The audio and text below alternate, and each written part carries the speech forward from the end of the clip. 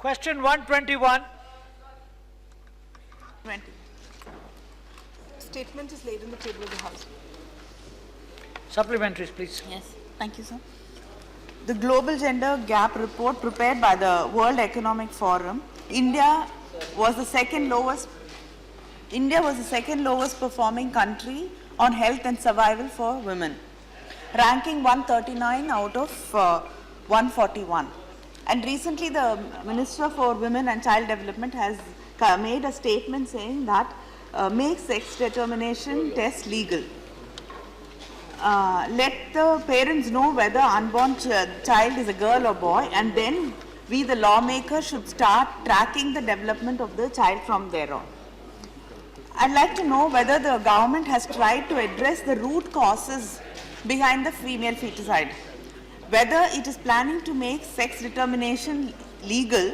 If yes, when it has failed to track 50,000 registered ultrasound machines in the country, then how does it plan to track millions of pregnant women and children?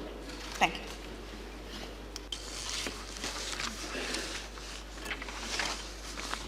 Sir, to begin with, I'd like to talk about the World Economic Forum's indicators.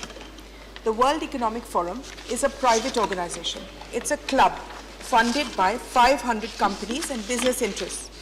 While its business data and ease of doing business data is relevant, I'm not sure that we can put so much credence on its social sector statistics, specifically because they are derivative. There is no transparency in the data. What indices have they taken? How the data from secondary sources has been correlated. We should actually put our faith in data to which we have a party. For instance, I'll give you an example. Rwanda is placed at number 7 by the World Economic Forum in health indices, whereas UNDP places it at 151. The same problem we have with Lesotho. Now, Lesotho has been placed for women's employment at number, I think, 14. Whereas in actual fact, what has happened is that in Lesotho, there is no employment at all. So the men go to South Africa for employment. The women, per force, have to come out to support themselves. So is this genuine, self-employment, or is it made out of necessity? Like that, it is, these indices are based, our ranking, which is abysmal in this index, I agree with you, is based on 4 things, of which you have specifically asked for the health index. Now the health one, which is supposedly at 0.937, is better than last year, or the year before last, which was 0.931. But again, all these, as I would repeatedly say, are irrelevant, because they take things that are, what is the health and survival, what's it based on? A, the sex ratio at birth, and the female life expectancy vis-a-vis the male life expectancy. Now, you have specifically come to female sex ratio at birth. Now, this is something that's worrying us as well. So, as you know, we have taken our main program, which is doing very well, is the Beti Bachao program. We have taken 100 districts which had the worst performances in India, and which had fallen as low as 800 plus to 1,000. And we have put in money, yes, of course, but more than that, we've put in a huge amount of energy into trying to get them to come up. And so far, the results that we've got show that in a short span of 4 months, we're actually increasing the sex ratio very, very favorably.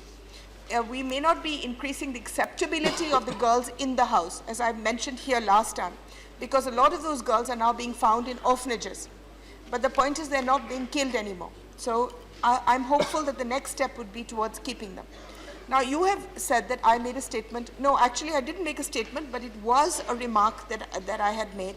It's not Government of India policy, nor is it a statement. It is something saying that we have 50,000, as you mentioned, ultrasound machines. These ultrasound machines are required for many other things other than just determining whether you're going to have a boy or a girl. But because we are so strong about it, the government before us was strong. We are equally passionate about not allowing this, that we tend to focus our efforts on arresting ultrasound people if we catch them in prediction of any kind.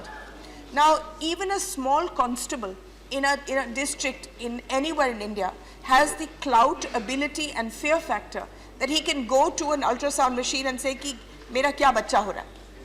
And they will have to tell him whether it's a girl or a boy.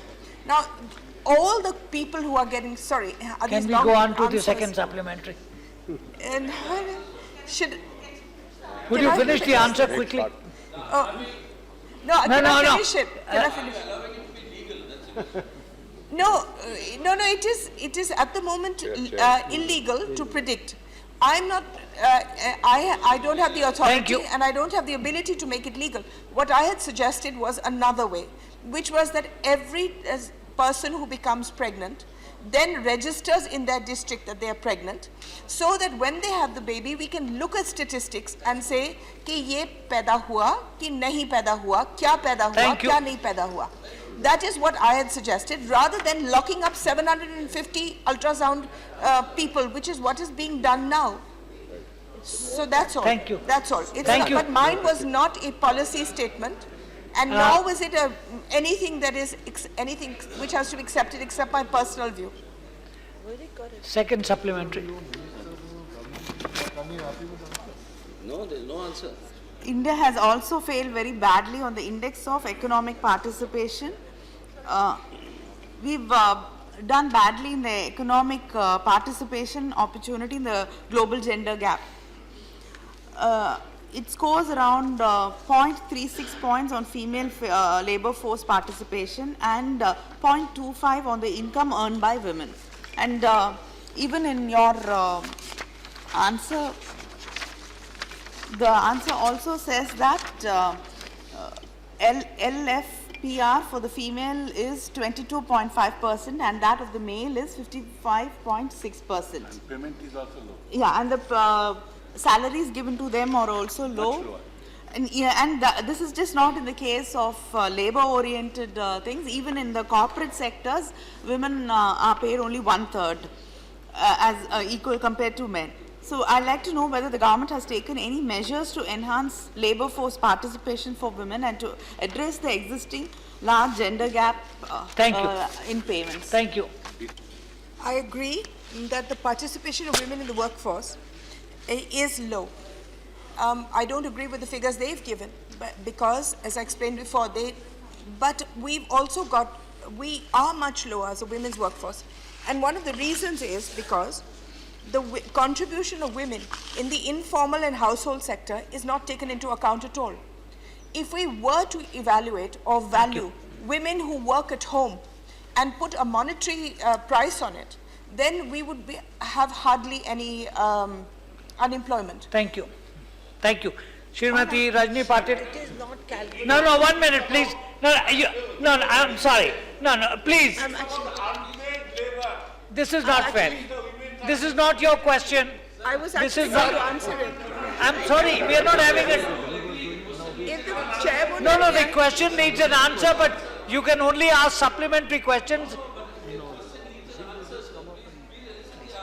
I'm Please, happy to let give her ask the supplementary. Sir, No, I'm afraid I cannot allow more than 10 minutes per question.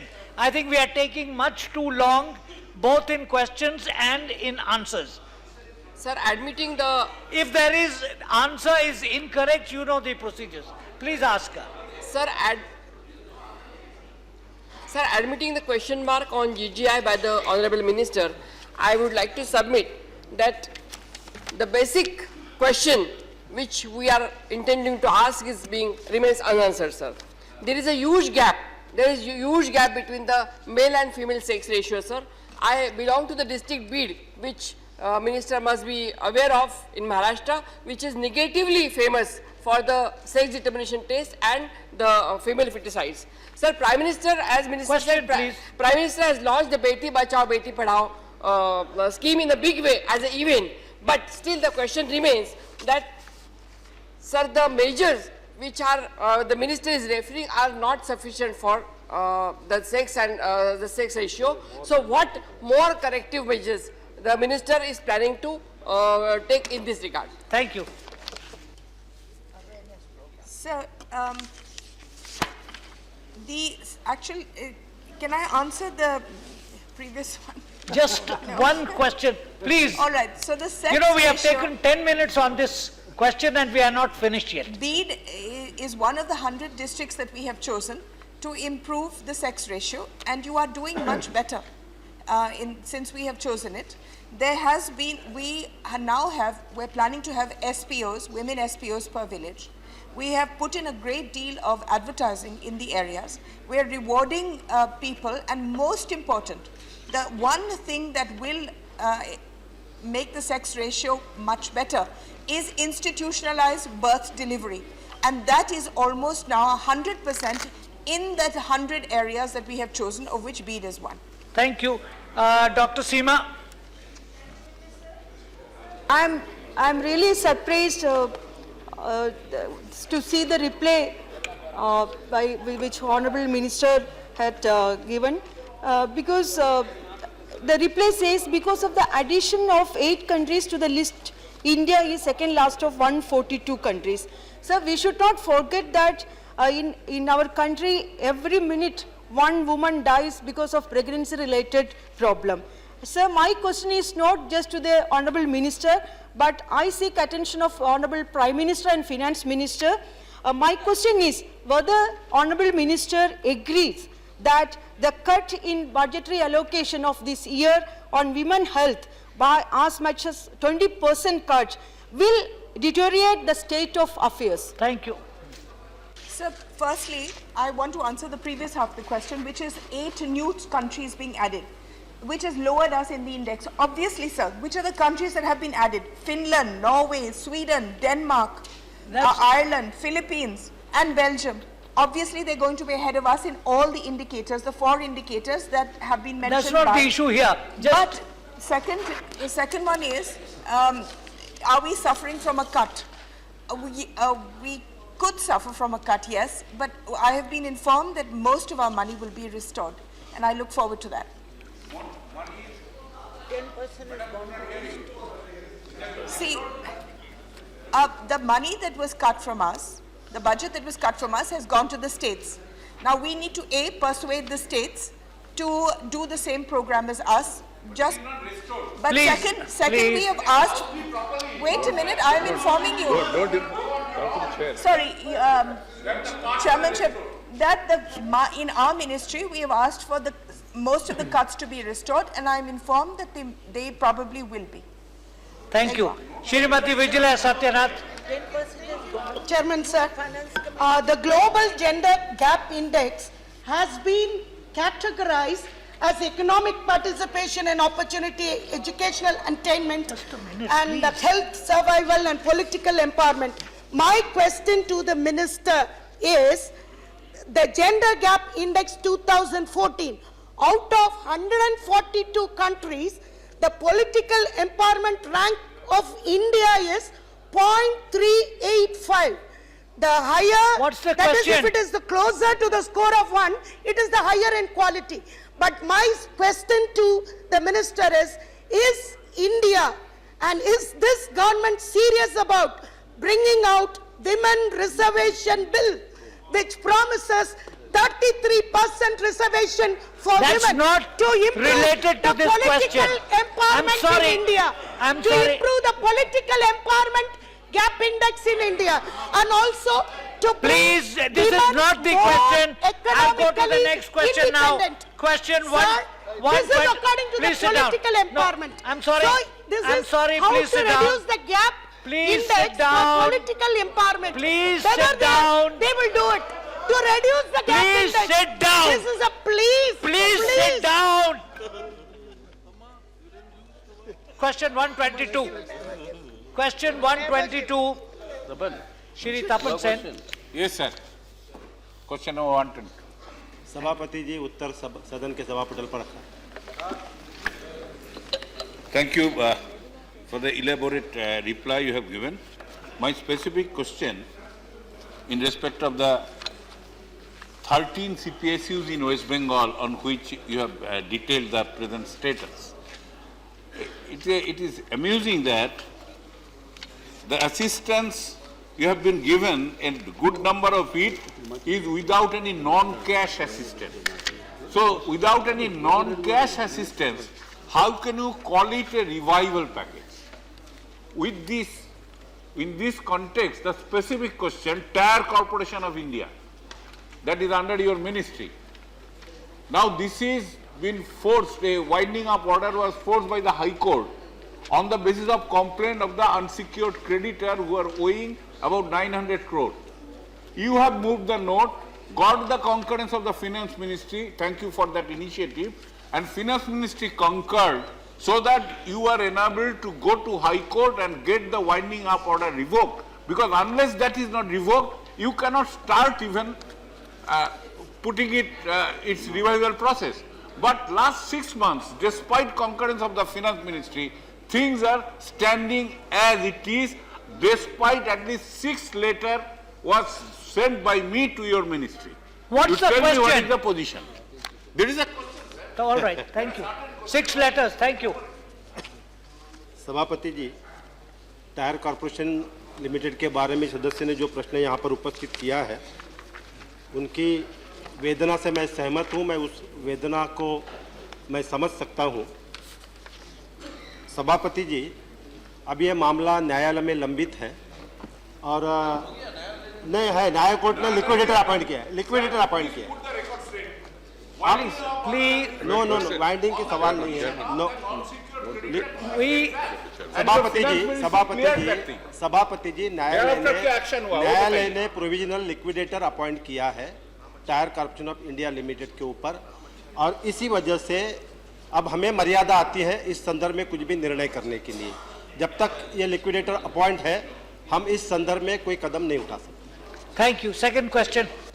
Sir, the question, the winding up order was inflicted by the High Court on a specific context. And on that, paying back that money, you got the Finance Ministry's concurrence 6 months back. It is not liquidator thing. It was specified. Please, I think, give a correct answer in the House. Please give a correct answer in the House. Mr. Tapan Secondly, Sen, another please. industry, my second supplementary, that another company there, under your own ministry, I am not going to the ministry, other ministries, the Bridge and Roof India Limited, you have, a package was sanctioned. And now what is the present status? Has it moved out of the sickness? And if not, what actions you are going to take? Because that is a very highly potential engineering company in my state. जी, पहले supplementary के बारे में भी जो मैंने उत्तर दिया था वह सही जवाब दिया था, और अब दूसरी सप्लीमेंट्री जो पूरक प्रश्न आया है ब्रिज एंड रूफ के बारे में, इस संदर्भ में भी रिवाइवल का पैकेज दिया गया था। 60 करोड़ रुपए नकद रूप में दिए गए और 42 करोड़ रुपए अलग अलग वेवर्स के रूप में गए हैं, और ब्रिज एंड रूफ की कंपनी अब रिवाइवल की स्थिति में है, उसमें सुधार हो रहा है। श्री डॉक्टर अनिल सानी। सभापति महोदय, मैं आपके माध्यम से माननीय मंत्री जी से ये जानना चाहता हूं कि देश के लगभग 295 कंपनी के बारे में आपने जो लिस्ट दिया है, यह 15 पृष्ठों में, और इसमें खास करके बिहार से भारत बैगन एंड इंजीनियरिंग HPCL 2 ही आता है यहाँ से, जहाँ के मजदूर आज वहाँ काम करने वाले सभी शोषित, उपेक्षित और गरीब वर्ग के हैं। आज उनके जो है सो पुनः इसको स्थापित करने के लिए और पुनः इसको चालू करने के लिए कोई आपके पास में योजना है कि नहीं? अगर है तो क्या है, नहीं है तो क्यों नहीं? Thank you. सभापति जी, जो बीमार उद्योग हैं उस संदर्भ में जो रिवाइव हो सकते, जिनका पुनर्जीवन हो सकता है, ऐसे 55 उद्योग जिनके रिवाइवल के लिए सरकार ने 15,215 करोड़ रुपए रिवाइवल पैकेज दिया है। वो रिवाइवल पैकेज के तहत इनका रिवाइवल चल रहा है। जो रिवाइव नहीं हो सकते उनके रिवाइवल के लिए इस प्रकार का कोई पैकेज नहीं दिया है। जो बिहार के 2 प्रोजेक्ट के बारे में उन्होंने जिक्र किया है, वो इसी कक्षा में आते हैं। Shri R.K. Sinha. सभापति महोदय, मैं आपके माध्यम से माननीय मंत्री से पूछना चाहूँगा कि 295 जो पब्लिक सेक्टर उपक्रम हैं और उनमें अधिकांश घाटे में चल रहे हैं, उसका एक मुख्य कारण कुशल प्रबंधन का अभाव है।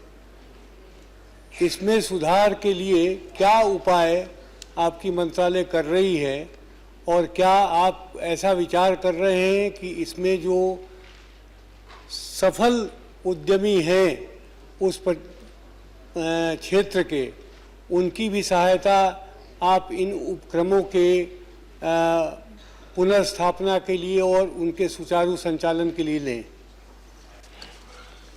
सभापति जी, सदस्य ने जो घाटे में चल रहे हैं जो हमारे सारे CPSEs है, उनके संदर्भ में जो टिप्पणी की है उससे मैं सहमत नहीं हूँ। इसलिए सहमत नहीं हूँ कि सारे घाटे में नहीं है, अधिकतर हमारे उपक्रम है वो लाभ कमा रहे हैं। कुछ महारत्नाज है, मिनी रत्नाज है, नवरत्नाज है, और इसीलिए सारे घाटे में हैं, ये वास्तविकता नहीं है। और घाटे में होने के जो कारण है उसके कई कारण हैं। उसमें एक कारण यह भी हो सकता है जो सदस्य ने यहाँ पर कहा है कि कुप्रबंधन का, लेकिन केवल इसी के कारण यह घाटे में ये स्थिति नहीं है। जो आज वैश्विक स्तर पर जो स्पर्धा चल रही है, कंपटीशन चल रहा है, और इसी में जो विशेषकर जो मैन्युफैक्चरिंग क्षेत्र है, विनिर्माण का क्षेत्र है, उस क्षेत्र में हमारे सरकारी उपक्रम आज इस स्पर्धा में नहीं टिक पा रही, ये वास्तविकता है। और इसीलिए उस दिशा में आगे बढ़ने के लिए आज प्रधानमंत्री सदन में यहाँ पर उपस्थित है। जो नारा प्रधानमंत्री जी ने मेक इन इंडिया का दिया है, उस नारा को सफल बनाने की दिशा में हम सही कदम उठा रहे हैं। Thank you. हुसैन दलवाई। अभी तो सारी की सारी मिलें बंद हो गई है। यहाँ की सेंट्रल गवर्नमेंट ने कुछ मिलें अपने हाथ में लिया है, तो उसको रिवाइज करने के लिए कुछ स्कीम है क्या, और है तो उसको कभी चालू होने वाली है? से ये प्रश्न कोई ताल्लुक संबंध नहीं रखता, ये टेक्सटाइल मिनिस्ट्री से जुड़ा हुआ सवाल है। उसकी जानकारी अब मेरे पास यहाँ पर उपस्थित नहीं है।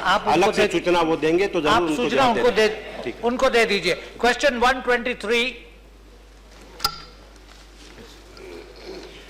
let the answer be given. Sir, Honorable Chairman, sir, the answer to question 123 is laid on the table of the House. Supplementary, please. Honorable Chairman, sir, as soon as the NDA government came into power, one of the first tours were taken by Prime Minister was to the United States of America, where he was received with great expectations from all Indians who are there in the States. Here in India also, we were expecting great results with great hopes. The President of United States... What's the question?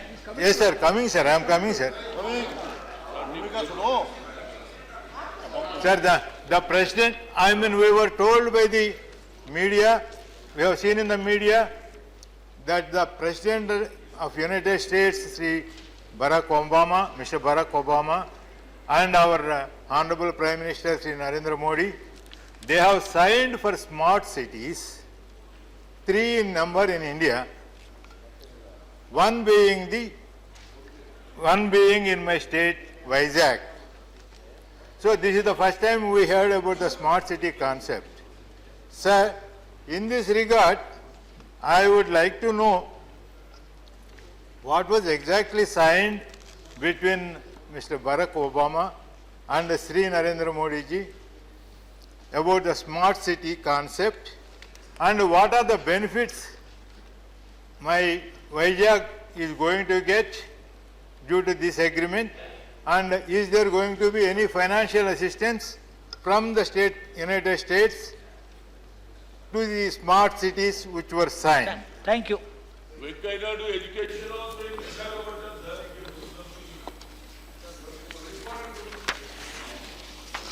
Honorable Chairman, sir, the smart city concept has been recently approved by the cabinet. Till such time we are holding discussions with various stakeholders, including the state governments and also the urban local bodies represented by their commissioners. We had 2 rounds of consultation. We gave them a broad idea of what is there in the thinking of the Government of India and then what is the response or reaction of the states. They have also given certain inputs. Keeping that in mind, finally we have finalized a draft and then matter was taken to Cabinet. Cabinet has approved it only some 1 week, 10 days back. Now the guidelines are being issued. We are in the process of issuing guidelines. Once the guidelines are issued, the states will shortlist the names which will be taken for consideration to qualify for the city challenging system, depending on their performance on various indicators. After that, the selection process starts. With regard to the second question, my friend Dr. Rao has asked about the United States of America and our Prime Minister signing a agreement is about America's keenness to extend technical support with regard to transformation of 3 cities in India into smart cities. So they said they will support us with regard to capacity building, with regard to feasibility study of the city, and with regard to having exposure visits of these cities to counterparts in the United States of America, and also preparing a smart city proposal and also the task forces to be set up to take up these tasks. This is the agreement that has been entered into. After that, the U.S. Trade Development Agency has visited India. We had consultation with them. They have been to Visakhapatnam and they have held a consultation with the urban local body there with the commissioner and other people, and also with the state government of Andhra Pradesh. The process is on. Thank you. Second supplementary. Sir, in my first supplementary, the answer is not specific, sir. It's not practical. I mean, was there any agreement giving a financial assistance to these smart cities by United States of America? Thank you. That was my question. That was my first supplementary, sir. That was not answered, sir. That was not answered. That was my first supplementary. Go on. You've got an answer. Please proceed with your second supplementary. So I should take my first supplementary was not answered.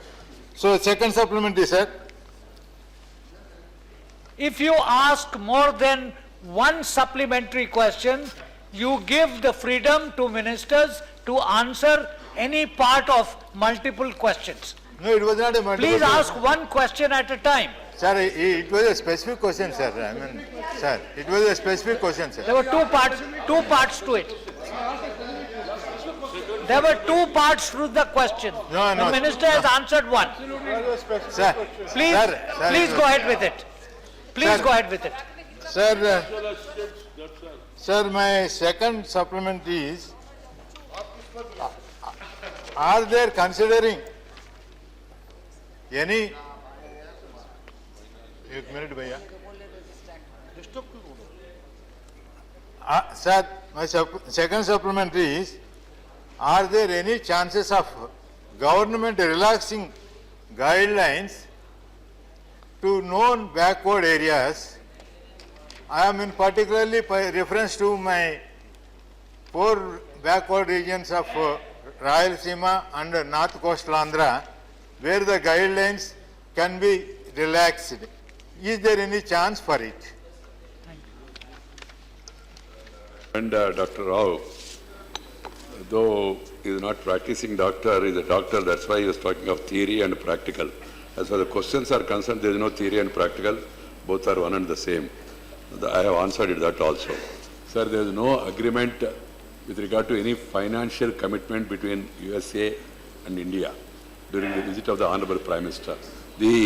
The understanding, as I told you, is to support us technically giving us support for capacity building, giving us support for the feasibility study, giving support for preparation of city master plan, and also organizing some exchange tours between India and states at their cost. That was the agreement reached, because they are comparatively developed country and they have certain smart cities. And after that, sir, the mayor of New York, Bloomberg, has also visited India, and he also said they have certain experiences. They want to show some of the good practices to their Indian counterparts, which we have agreed. And that is, as I told you, that is on. With regard to the second supplementary of my friend is about the backward regions within the state. Sir, as on now, we are requesting the states to prioritize what are their proposals for inclusion in this city's selection scheme. In that, the states, respective states, have to take care, area-wise, geographical-wise, or backwardness, other things has to be kept in mind by the state. As far as the center is concerned, we have asked the states to give proposals to join the city challenge system. It is for the states to go for that criteria. Please sit down. Don't interfere. Well, both of you could have exchanged your ideas and asked questions separately. I have no problem, sir. Telangana also will be definitely considered for selection of smart cities. We already, Hyderabad is smart. People want to make it smarter, and Government of India Thank you. Definitely will be willing to extend whatever support that can be given to the state of Telangana. Thank you, Shri Satish Mishra. Please, please. Sir, the Honourable Minister has just now said that in this written answer it was said that the smart cities guidelines are still under formulation. But now I believe, as has just now been stated, that they have already been formulated and the Cabinet has given some approval, but we don't know what are the guidelines.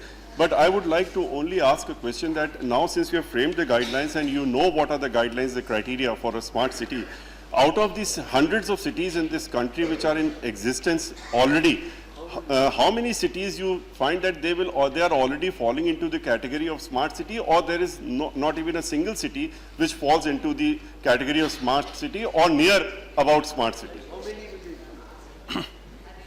Sir, the smart city mission involves an area-based approach. It can be a city, it can be a part within the city, so that best examples can be set to other places. It will be acting like a catalyst for others to get inspiration and then develop their own cities. That is the purpose of this smart city. Secondly, about 100 is the number of the target for the coming 5 years. Keeping that in mind, we are requesting the states to suggest the states, because you need to take care of the geographical area of the country also. Otherwise, if you go only by certain criteria, in a particular situation, only one state may get maximum number of cities. Keeping that in mind, we have requested the states to suggest some names, so that at least every state will get some city. That's also another idea. The third one is with regard to the certain criteria and guidelines, sir. We have discussed broad contours and the broad idea of smart city, and it has been approved by the Cabinet. The guidelines are issued by the department after basing on the consultation I had with the states. The guidelines are under the advanced stage of preparation. Anytime it may be finalized. Once they are finalized, I have no problem with regard to sharing them with the Honourable House also. But I can tell you, sir, the selection will be based on a city challenging system. What is the present status of the city, the population, the revenue, the expenditure, population versus the employees ratio, what is the expenditure, sanitation report card, and also with regard to the tax collection ratio of their ability, governance, then e-governance, then digitalization of records, then drinking water, then solid waste management, then transport facilities. All these things will be considered, and every city will get a rating depending on the present status. If someone is not qualified in the first round of city challenging system, they will understand these are the parameters which will be communicated to them, and they will be able to join the next round. So that they improve. Sir, at the end of the day, the smart cities can be developed if you have smart leadership there in the local area, and smart people also, and their willingness to follow reforms. Without reforms, it's not possible, because the smart cities are broadly going to be carried out on PPP model. Thank you. Dr. Karan Singh. This concept of smart cities is a very fascinating one, although it is not quite clear what is happening. But I want to ask the Honourable Minister, will he please ensure that when you are choosing the cities, the Himalayan region, Jammu Kashmir, Himachal, Uttarakhand, Sikkim and the Northeast are given their due, because they may not be able to meet up to those parameters. But because of their special situation, will they be given special considerations? This point is well taken. That's why I mentioned geographical this thing also. Areas like Uttarakhand or the northeastern states or even Jammu Kashmir, you cannot expect them to compete with other parts of the country in view of their location and also the other disadvantages they have, problems they have inherited. Keeping that in mind, every state will be given the needed importance and every state will have the benefit of selecting some cities within that state. Shri Nazir Ahmad Lave. साहब chairman साहब, हमारे जम्मू कश्मीर में जो हालात हुए पिछले सैलाब से, वो हम जहां हमारी स्मार्ट सिटीज थी वो खत्म हो गई। आप गवर्नमेंट के पास कोई प्रोग्राम है कि जहां जहां से सैलाब आया, जिन जिन स्टेट में डिस्ट्रक्शन हो गई, वहां के लिए कुछ खास प्रोविजन है स्मार्ट सिटीज के लिए? Sir, I can understand the member's concern, but that's a different question. Srinagar was once upon a time a very smart city, as I was sitting here, but unfortunately, because of a variety of reasons and the attitude of our neighbor, a lot of destruction has taken, and the city's original beauty has been affected. Now, government will be definitely extending support to the cities within Kashmir also under the scheme, because the new scheme is going to come, which will be covering 500 cities across the country. Thank you. Question 124.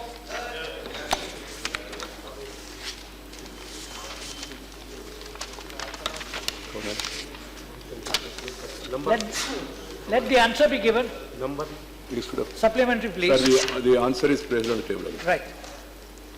माननीय सभापति जी, मेरे प्रश्न पूछने का आशय यही था कि तत्कालीन यूपीए की सरकार ने गरीब और मध्यम वर्ग के लोगों के लिए उनके छत पर, उनके सर पर छत देने के लिए इस योजना को चलाया था, जिसका नाम NUHSP था और दूसरा EWS-LIG थी।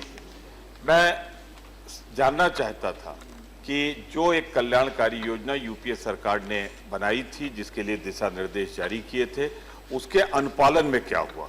यदि माननीय मंत्री जी मुझे बता सकें, संपूर्ण देश में कितने लोगों को इस योजना के अंतर्गत उनके सर पर छत मुहैया कराई गई, गरीब और मध्यम वर्ग का। विशेष रूप से यही बता दें, मध्य प्रदेश, छत्तीसगढ़ और प्रधानमंत्री चूंकि बैठे हैं, तो गुजरात में कितने गरीब लोगों के सर पर छत दी गई। Thank you. Sir, the information sought by honorable member is altogether different.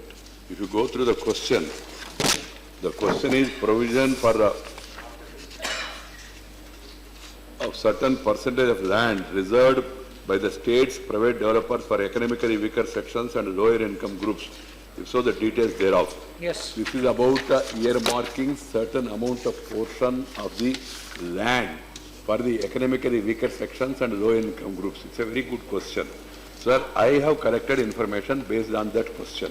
What the honorable member is asking, altogether a different thing. I have that information, but it is not available with me as on now. I can pass on that information. What is the progress achieved in different states with regard to EWS and LIG schemes under different schemes which were earlier initiated by the previous government. I have no problem in correcting that information and passing on. With regard to the present question, sir, with regard to the present question, the National Urban Housing and Habitat Policy, 10 to 15% of land and 20 to 25% of FSI, whichever is greater, that has been reserved for the EWS and LIG housing. With regard to the houses under the National Urban Renewal Mission, earlier called as Jawaharlal Nehru National Urban Renewal Mission, reservation of 20 to 25% of developed land for EWS, LIG category. It was a mandatory reform condition linked with the release of 10% of central grant. Without that reservation for the weaker sections, money will not be raised. The third one is about the Rajiv Awas Yojana, earmarking a 15% of FAR by FSI or 35% of the dwelling units for EWS LIG category, whichever is higher, that has been mandated. Sir, now the draft model for the new Housing for All scheme, 15% of the FAR, FSI or 35% of the total number of dwelling units, whichever is higher, will be reserved for the EWS category. While preparing this report, sir, earlier you have seen the BSUP, IHSDP, all these schemes at a glance. I have the information. I will be sending it to the honourable member. Thank you. Second question. मैं सिर्फ अगर आपने भी देखा, मैंने देखा, आप देख रहे थे, मैंने डिटेल्स मांगे थे। वो आपको भेज देंगे। अब वो भेज तो देंगे, लेकिन जब होगा तभी तो भेजेंगे। नहीं, वो आपको भेज देंगे। Please take that as an assurance. मेरा सवाल दूसरा आपने इजाजत दी, पूछ लेने दें। No, it's a different subject. He will send you the details. Please ask your second supplementary. मैं विशेष रूप से सिर्फ एक सवाल दूसरा पूछने का अगर आप इजाजत दें तो मैं पूछ लूं या नहीं तो Second question, please. सेकंड ही पूछ रहा हूं मैं सिर्फ ये जानना चाहता हूं कि यूपीए सरकार की इच्छा ये थी कि गरीब और मध्यम वर्ग के गरीब लोगों के सर पर छत हो।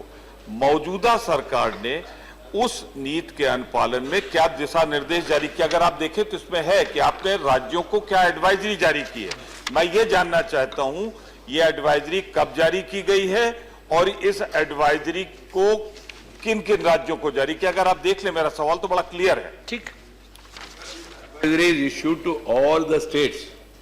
There are poor people in all the states.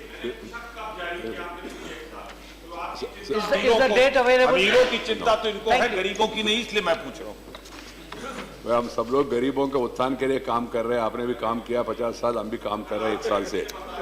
हमारा प्रयास और आपका, हमारा दोनों का प्रयास एक ही है। थोड़ा समय के लिए आप वेट करना पड़ेगा। Sir, the total number of houses under the EWS and also the LIG is 7,22,774 so far, which have been allocated under various schemes. Out of that, 4,50,386 houses were occupied. I got the information just now. Were occupied. The remaining houses are under progress. Recently, I have reviewed the situation. Certain houses which are at advanced stage, but the schemes are completed because, as per the mandate of the previous government, the schemes were supposed to come by 2014, 31st March. Keeping the reality in mind, subsequently, it has been extended by 1 year. But, sir, just 3 days.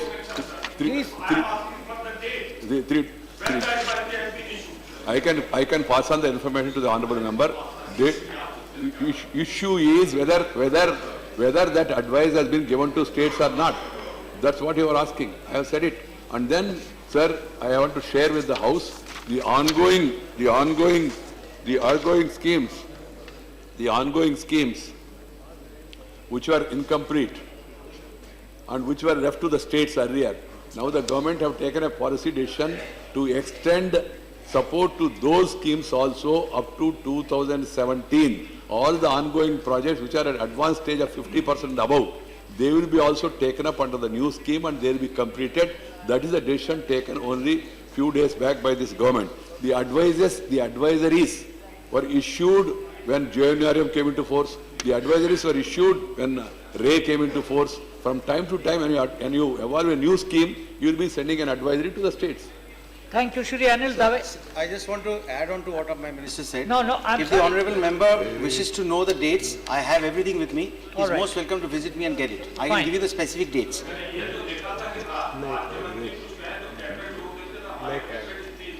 It is समझदारी की मैं इज्जत करता हूँ। It is उनकी teamwork. मदद राज्य मंत्री जी कर रहे हैं, ये तो अद्भुत नजारा है। Please.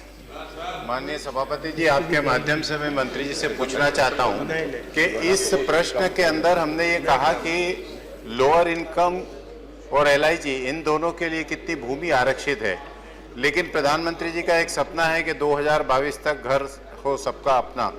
तो उसको पूरा करने के लिए क्या हमने लो कॉस्ट हाउसिंग की कोई ऐसी योजना बनाई है जिसके माध्यम से इन भूमि खंडों के ऊपर ऐसे मकान बन सके जो कहने में ये ना हो कि ये लोअर इनकम के लिए या EWS है, हम उसे लो कॉस्ट हाउसिंग कहें, अच्छा सा कोई नाम दें, जिसके कारण हम देश भर के सारे लोगों को अधिकतम मकान उपलब्ध करवा सकें।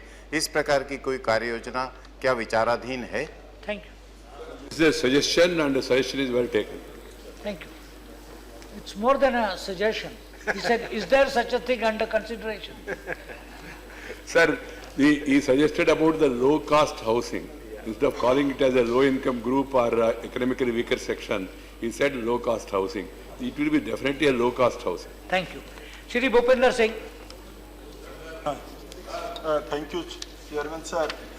मैं स्पेसिफिक जानना चाहता हूं मंत्री महोदय से, जो ऐसे कुछ राज्य हैं, उड़ीसा में हम लोगों ने बीजू पक्का घर मकान की योजना की है गरीबों के लिए, सबके लिए, तो उस वैसे स्थल पे क्या केंद्र सरकार Jawaharlal Nehru national urban renewal mission और राजीव आवास योजना के बाहर कुछ सपोर्ट ऐसे राज्यों को करेगी क्या, जो राज्य आज पक्का घर बनाने के लिए देने जा रहे हैं? उड़ीसा, हमारे मुख्यमंत्री नवीन पटनायक जी का ये स्कीम है कि बीजू पक्का घर हम देने जा रहे हैं 2020 तक सभी को, तो उसमें केंद्र कुछ सपोर्ट करने के लिए विचार कर रही है क्या? Sir, it is welcome by any state taking initiative and then constructing houses for the poorer people. Certain states are already doing it, and if Orissa is having a particular program, I will get it examined and see whether that can be doubted with the central scheme and both can go together. The Telangana Chief Minister sometime back said that he want to give 2-bedroom houses and he want to supplement what the government of India is doing. I have asked my officers to examine it positively because there should not be any problem on that account, but the details has to be yet to be worked out. Similarly, same approach can be taken up with regard to the Orissa government initiative also. If the state government is coming with a scheme and then they want to join along with the central scheme, we will examine that also. Dr. Mangekar. So far this question is concerned, various rounds of the national sample survey show that minimum 25 to 30% of the rural poor people are not able to get the benefit of various housing schemes such as Indira Awas Yojana, Rajya Awas Yojana, only because they don't have even about 10,000 or even 5,000 square feet of land.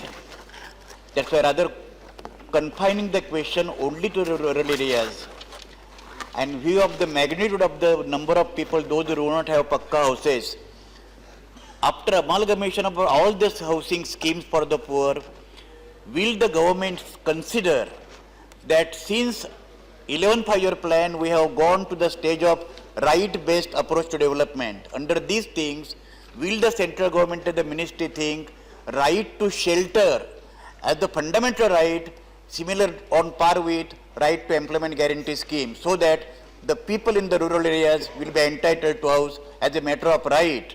Thank you very much. I was rural development minister some 15 years back. Now I am urban development minister. The question is very important question. Mr. Jairam also was there in rural development. The question is a very important question because there is a huge shortage of housing for the poorer people, particularly in the rural areas also. So recently, sir, I went to cabinet along with the proposals of the housing for all in urban area. The Honorable Prime Minister has suggested to me, instead of having a scheme for urban alone, let there be a scheme for rural and both of you sit together.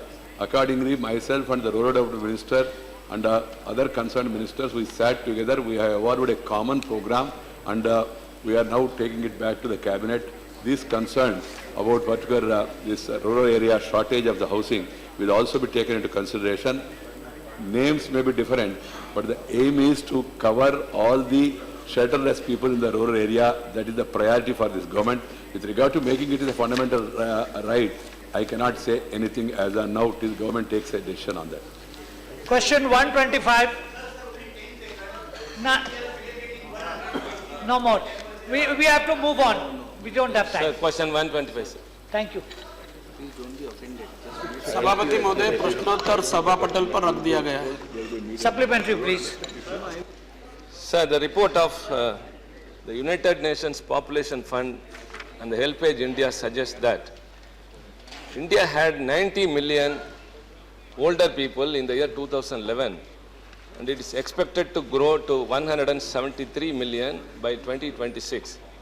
So out of these people, 30 million, 3 crore people, elderly people are living alone, and 90% of them are working for their livelihood. And ratio-wise, the elderly women are more in number than the men. And out of these, 60% are dependent.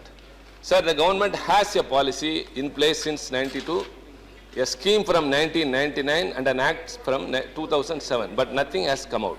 I would like to know from the Honorable Minister, when the government, the budgetary allocation to the ministry is 6,500 crore, and the allocation to these senior citizens is only 60 crore, that is 0.9%. With this, what are the mechanisms you have in place to cope up with this challenge to ensure a healthy and distress-free aging? Thank you. माननीय सभापति महोदय, माननीय सदस्य ने जो चिंता व्यक्त की है उससे मैं भी सहमत हूँ। 10 करोड़ से अधिक वृद्धजन भारत में है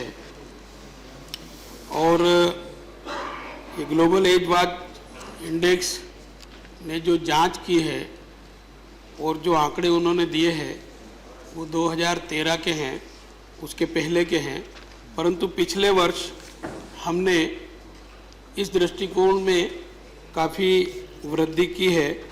केवल आय सुरक्षा की दृष्टि से हमारे यहाँ कुछ कमी आई है। स्वास्थ्य स्थिति में सुधार हुआ है, सामर्थ्य की स्थिति में भी सुधार हुआ है और समर्थनकारी वातावरण जो बनाने की आवश्यकता है उसमें भी काफ़ी सुधार हुआ है और बहुत कुछ करने की आवश्यकता है। भारत सरकार वृद्धजनों के लिए प्रमुख रूप से बहुत सारी योजनाएं संचालित करती है। उसमें से वृद्धजन गृह योजना है, वृद्धाश्रम है, एनजीओज के माध्यम से हम धनराशि उपलब्ध कराते हैं, एनजीओज के माध्यम से वृद्धजनों की देखभाल की जाती है। फिर राज्य सरकार और पंचायती राज व्यवस्था के अंतर्गत जो संस्थाएं हैं वो भी इसकी देखरेख करती है। निश्चित रूप से पिछले बजट की तुलना में इस बार तो बजट प्रावधान में वृद्धि की गई है, परंतु मैं उनसे सहमत हूँ, पैसा तो और भी मिलेगा तो और अधिक सुविधा देने की कार्रवाई हम कर सकते हैं। अब जो भारत सरकार की योजनाएं हैं उसमें वृद्धा पेंशन भी है, ग्रामीण विकास मंत्रालय चलाता है, 200 रुपये भारत सरकार की ओर से दिया जाता है, फिर राज्य सरकार उतनी ही धनराशि मिलाती है या उससे ज़्यादा धनराशि भी मिला देते हैं। अनेक राज्यों में अलग अलग भिन्न भिन्न प्रकार के हैं। फिर वृद्धजन एकीकृत कार्यक्रम योजना के अंतर्गत जैसा मैंने बताया हम एनजीओज के माध्यम से वृद्धजन गृह और वृद्धाश्रम संचालित करते हैं और उसमें आधुनिकता, वर्तमान वातावरण जो पारिवारिक होना चाहिए, मनोरंजन के साधन, खेलकूद के साधन, अच्छा खान पान, भरण पोषण, रखरखाव, ये सब सारी सुविधाएं कर रहे हैं। Thank you. Second question, please. Sir, I would like to pointedly ask the Minister whether the government would consider of extending the geriatric care to all the districts in the country and to set up an old age home in every district and to extend the government-sponsored health insurance scheme from BPL to the elder persons and to provide at least 1,000 rupees pension to the older people as the Tamil Nadu government has been giving since our regime, sir. So Thank these you. things I think whether the government... Please.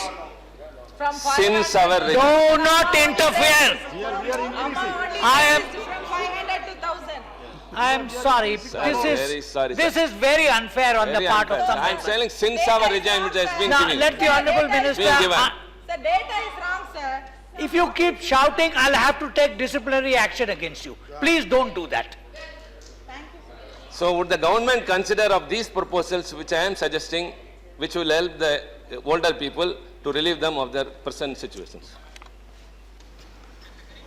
माननीय सभापति महोदय, हमारा प्रयास है कि हर जिले में वृद्धजन गृह हो, वृद्धाश्रम हो, परंतु ये मुख्य रूप से राज्य सरकार के माध्यम से ही कार्यान्वित होता है या एनजीओज के माध्यम से होता है। हम एनजीओज के माध्यम से प्रस्ताव आते हैं, पैसा देते हैं और कोशिश करते हैं कि हर राज्य में इसकी सुविधा हो और हर जिले में भी हो। मैं इस अवसर पर कुछ नए नए जो वृद्धजनों के लिए काम किए गए हैं उसकी जानकारी देना चाहूँगा। इस बार वित्त मंत्री जी ने एक योजना बनाने की घोषणा अपने वित्त विधेयक प्रस्तुत करते समय या वार्षिक विवरण प्रस्तुत करते समय या बजट प्रस्तुत करते समय घोषणा की थी कि वृद्धजनों को भी अशक्तता आती है, उनके लिए हम आवश्यक उपकरण भी उपलब्ध कराने का काम करेंगे। फिर इनकम टैक्स में छूट भी दी है और जो वृद्धजनों का या श्रमिकों का पैसा पड़ा है उनका जो मैं वही बता रहा सर वही बता रहा हूँ।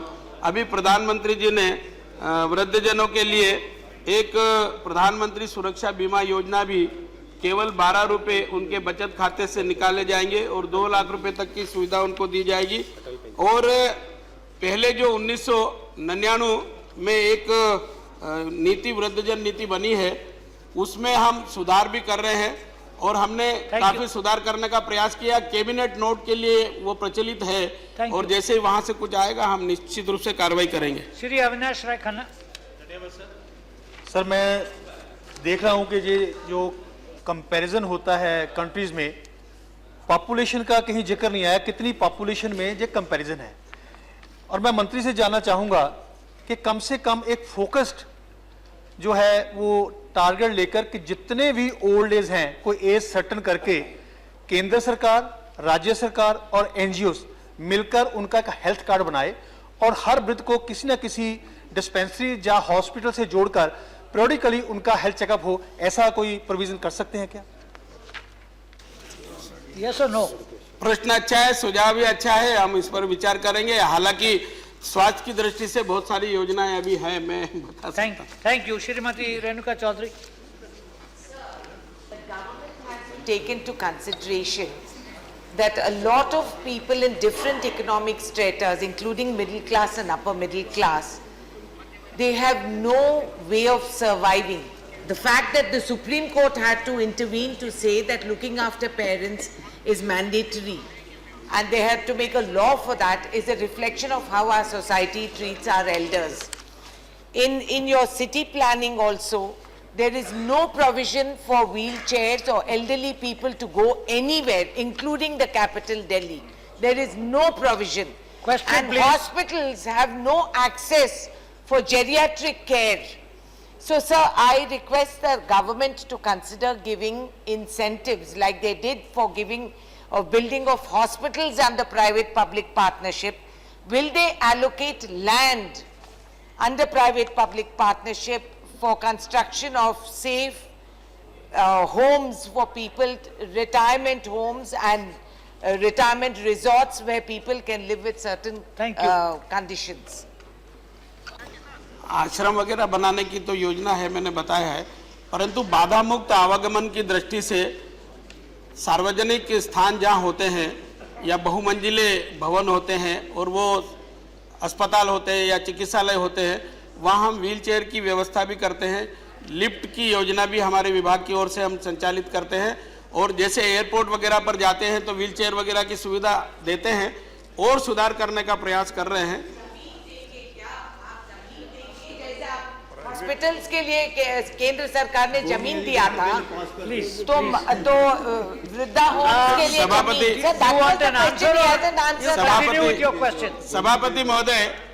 सभापति महोदय, जमीन देने का विषय सीधा सीधा राज्य सरकारों के अधिकार क्षेत्र में है।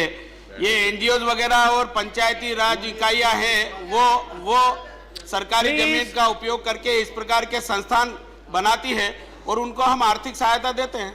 श्रीमती झरना दास वैद्य, quickly please. Thank you sir. मेरा आपके माध्यम से मंत्री जी से ये क्वेश्चन है, जो ओल्ड एज होम पूरा देश में सरकार एनजीओ चलाते हैं, उसमें एलोकेशन कम है। वो जो ओल्ड एज होम है वो ट्रेडिशनल चल रहा है। क्या सरकार वो ओल्ड एज होम को मॉडरेट करेंगे और ये होम के रहने के लिए जो व्यवस्थाएं है वो पॉलिसी लाएंगे? जी, हमने परिवार का वातावरण जिस प्रकार का होता है उस प्रकार के वृद्धजन गृह बनाने की कार्य योजना बनाई है और हर 3-4 साल में हम जितना पहले भरण पोषण के लिए, लालन पालन के लिए धनराशि देते हैं, उसमें वृद्धि भी करते हैं और ये विचार अभी भी जारी है और हम करेंगे। Question are over. House is adjourned till 2 p.m.